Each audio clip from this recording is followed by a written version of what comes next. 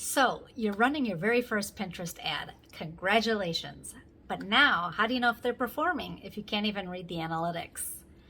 I'm going to show you today how to set up your very own custom report so that you can read the Pinterest ad analytics at a glance. Hi, my name is Carrie from KMB Digital. I'm a Pinterest and digital marketing strategist.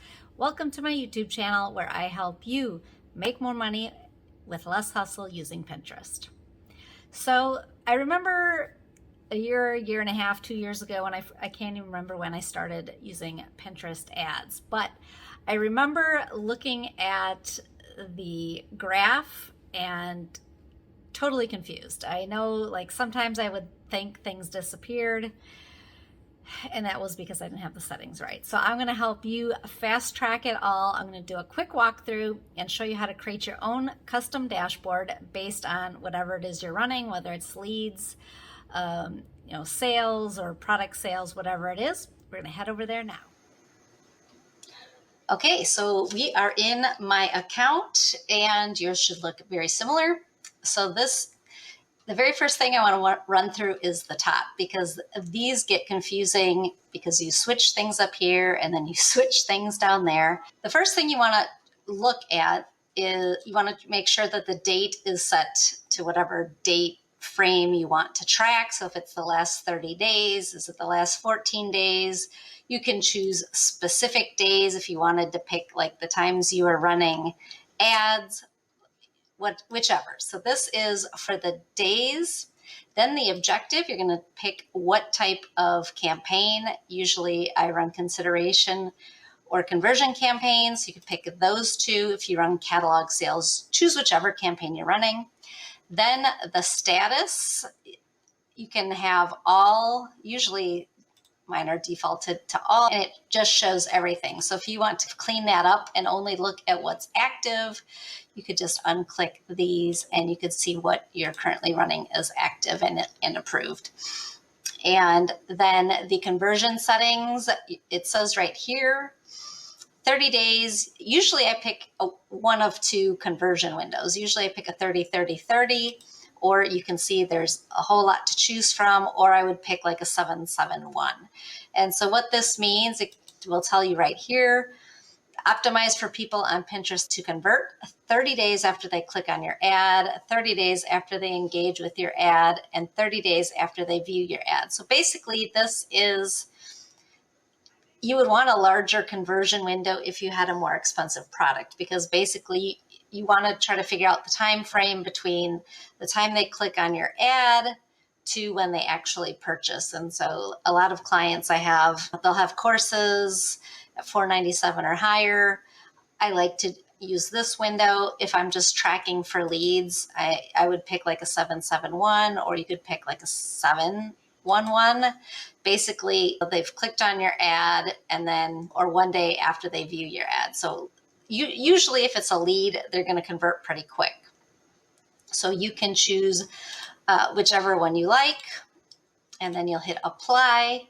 So those are the four. So when sometimes I would look for campaigns down here and things would be missing. So if you click on here, you'll see the different levels, the campaign level. You can click on the ad group level and see there's nothing here. So I'd be like, oh my God, where did my ads go? And so you just have to go to the status and see here I'm in the ad group. So I don't have ads running right now, but you could easily choose all, and my paused ad shows up. Then the other thing with ads, again, I don't have anything showing because I'm not running any ads. So then you go up here, ad status, you'd want all. And then, so then I have 4 ads paused right there. So if you think you're missing something accidentally, chances are you don't have a checkbox up here checked correctly. Then you'll find keywords over here if you want to check which keywords are being used or converted more on your campaign. And so then why we're here is to create a custom table. And so this makes it much easier to read your metrics, your specific metrics at a glance, because there are some defaults over here. So it will default to overview. And then here, let me change these, and I'll just have something to look at here. And so overview, you're going to see certain things: the spend, impressions, pin clicks, CTR, pin description. Some of these things you really don't need to see. It's just a lot of extra information. Then you can go to delivery. And again, a lot of the information is duplicated, and there's sliders on the side. If you can't reach the bottom, then you can slide over and see even more information. That is delivery. And then there's performance. Again, a lot of duplicate information, all of this here. And then you're going to scroll over. So instead of going through all these different tables, I like to create my own custom table. And so you're going to come down here and you're going to create a table. And here's a pencil. So I had already created one. This is the one that I use typically. And so there are some like standard defaults that I want to keep on. I want to know how much I've spent. I want to know the impressions, how many clicks my pins are getting, and definitely the CTR rate, because the CTR is really the first thing that I look at as far as seeing if ads are converting, is the ad creative. And so that's determined by the CTR. Are your ads being clicked through? So I look at the CTR. So these are the 4 things. And then also, I don't have it saved here, but I can go up here and up here. I can say I want to set this. I can save the table to your ad account, or I like to set it as the default. And so this is, it clicks open to this, and I think it's easier to read here. It shows you the different levels: campaign, ad group, product group, ads, and keywords. And so you can pick what you want to see. And so some of these will be default, like name and ID, but I want to see the pin image so I can determine which pin it is. And then you can just scroll down and pick what you want to see. So I don't really need ad budget type. So ad budget, I want to know the bid, a lot of extra stuff I don't need to see. And then I want to know how much I'm spending, the impressions, and I wanted to know frequency, especially on the campaign level or the ad group level, to know how often my ad group has been being served up, or not my ad group, the ad. So I like frequency. And then, of course, CTR, pin clicks, cost per click. I like to track saves. You can track outbound clicks, conversions.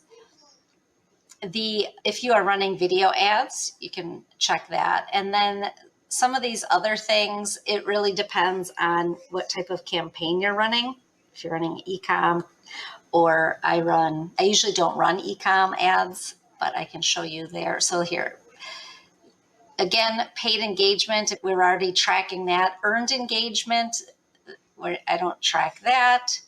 So now you'll have different options. So checkout conversions, and then you could have category view, add to cart, sign up conversion, page visits. Here is where it depends on when you created those pin tags, what are you actually tracking for? So if you had if you used the custom event code, you could use that.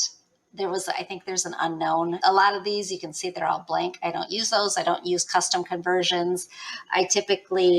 I don't even track add to carts, which is something you can do. I don't typically track add to carts because my funnel software tells me that information. It will tell me how many visits, how many unique visits, how many people have looked at the page, and then how many checkouts. So that's why I don't do it through Pinterest, but you certainly can. So going back, so like for lead conversion, I want to know the cost per lead, the ROAS, and how many actual conversions.